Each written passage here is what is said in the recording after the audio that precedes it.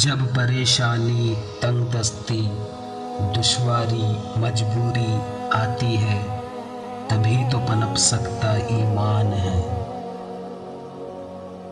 तब छा जाती है हर तरफ सियाही, तभी तो पनप सकता ईमान है।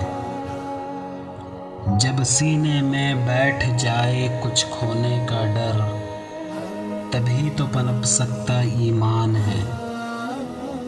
जब घिर जाओ तूफानों में, तभी तो पनप सकता ईमान है।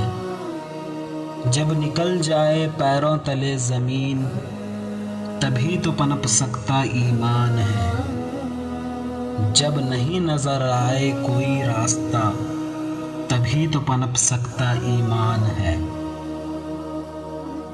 जब दे जाए जवाब पैसा, दोस्त, रिश्ते, तभी तो पनप सकता ईमान है। लिख अल्लाह के लिए कुछ तो ऐ बासित, तभी तो पनप सकता ईमान है।